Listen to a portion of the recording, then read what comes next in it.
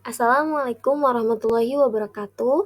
Kami dari kelompok 3 ingin mempresentasikan hasil tugas kami dengan judul materi Sejarah Perkembangan Bimbingan Konseling di Amerika. Saya Saifitur Anissa dan teman saya Nalia Nova Safitri yang akan membacakan materi yang ada di PowerPoint yang kami buat. Sejarah dan latar belakang adanya bimbingan konseling di Amerika. Di Amerika, awal sejarah bimbingan konseling dimulai pada permulaan abad ke-20 dengan didirikannya suatu Vocational Bureau atau Biro Kejujuran tahun 1908 oleh Frank Parsons yang untuk selanjutnya dikenal dengan nama The Father of Guidance, yang menekankan pentingnya setiap individu diberikan pertolongan agar mereka dapat mengenal atau memahami berbagai kekuatan dan kelemahan yang ada pada dirinya, dengan tujuan agar dapat dipergunakan secara intelijen dalam memilih pekerjaan yang tepat bagi dirinya. Awal perkembangan gerakan bimbingan ini telah dilengkapi dengan didirikannya organisasi profesi, yaitu National Vocational Guidance Association atau NVGA pada tahun 1913. Era perintisan dari tahun 1908 hingga 1913. Pada tahun 1908, Frank Parsons mengorganisasikan lembaga kecil dan independen Boston Vocational Bureau. Lalu, pada tahun 1909, Frank Parsons menerbitkan buku yang berjudul Choosing a Vocation yang berisi tentang peran konselor dan teknik yang digunakan dalam pekerjaan.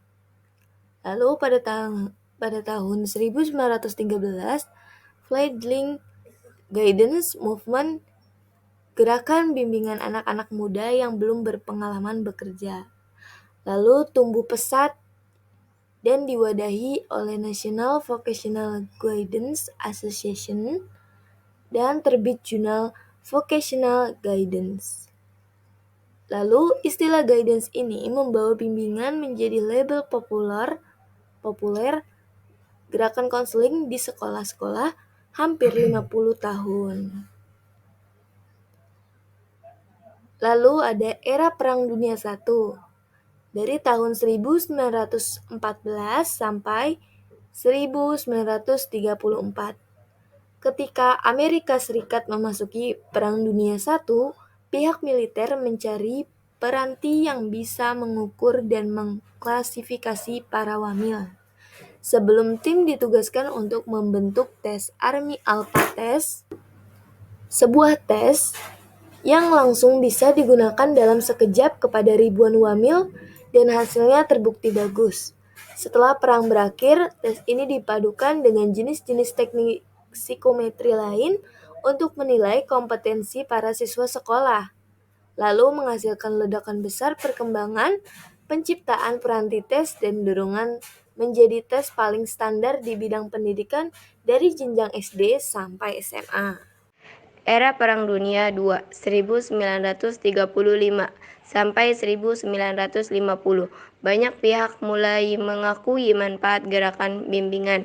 Asosiasi Guru-Guru Negara Bagian New York menerbitkan laporan tahun 1935 yang mendefinisikan konsep bimbingan dan gerakan ini sebagai proses membantu individu membuat penyesuaian hidup yang dibutuhkan. Proses ini jelas esensial dan vital, sangat diperlukan entah di rumah, sekolah, komunitas, dan di semua fase lain lingkungan hidup individu tersebut.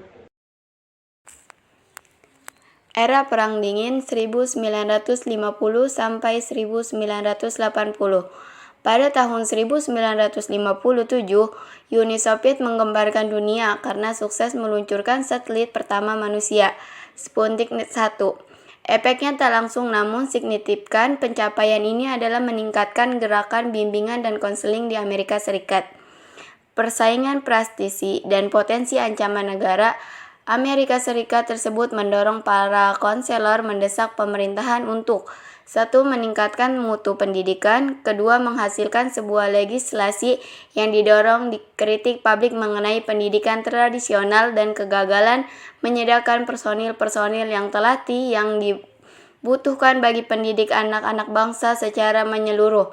Ketiga, legislasi National Defense Educational Arts tahun 1958 merupakan tonggak pentingnya dalam pendidikan Amerika, khususnya monumen bagi kesuksesan gerakan bimbingan karena piagam mengakui pialnya kaitannya antara kesejahteraan siswa, kebutuhan akan personil yang terlatih dan maksimalisasi proses pendidikan.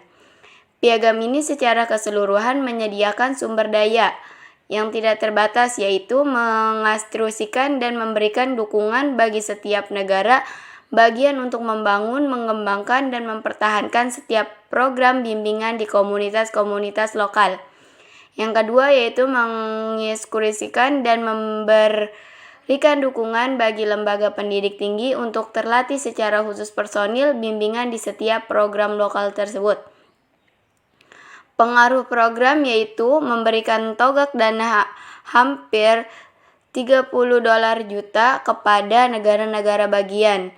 Yang kedua, meningkatkan jumlah konselor SMA 12.000 di tahun 1958 menjadi 30.000 di tahun 1968. Yang ketiga yaitu mendukung 480 institut yang khusus mendidik para konselor dan guru SMP untuk menjadi konselor profesional. Era globalisasi 1980 sampai sekarang. Pada tahun 1981, CARCEP dibentuk untuk mengembangkan secara khusus, mengimplementasikan dan menegakkan standar bagi penyiapan tingkat kelulusan program pendidikan konseling profesional.